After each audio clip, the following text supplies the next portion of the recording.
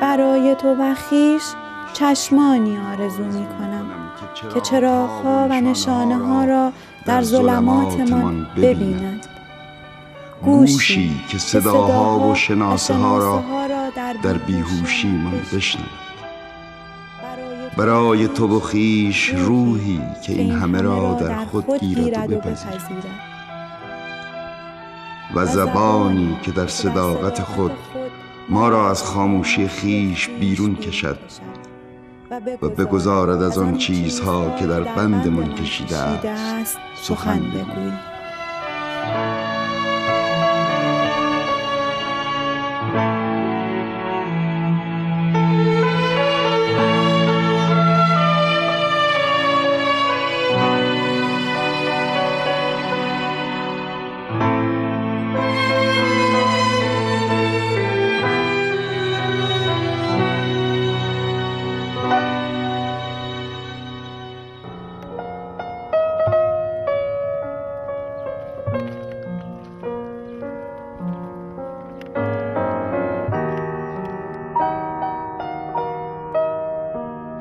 شنیدم 200 دختر نیجریه‌ای به اسارت گرفته شدن.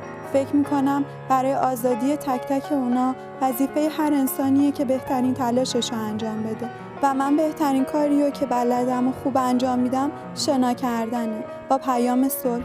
برای 200 دختر نیجریه‌ای دل به دریا میزنم و شنا میکنم.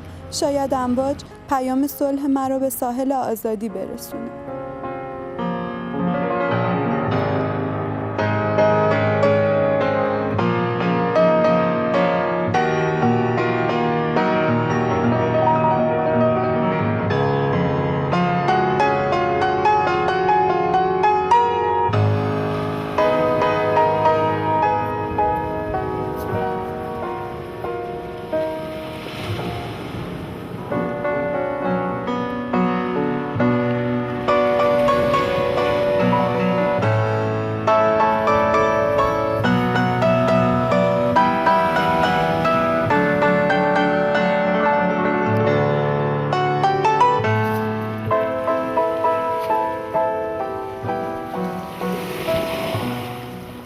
میخواهم آب شوم در گستره افق، آنجا که دریا به آخر میرسد و آسمان آغاز میشود.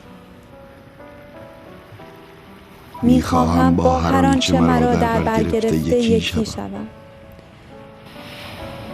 حس میکنم و میدانم، دست میسایم و میترسم، باور میکنم و امیدوارم که هیچ چیز با آن به عناد برنخیزد. میخواهم آب شوم در گستره افق، آنجا که دریا به آخر میرسد و آسمان آغاز میشود.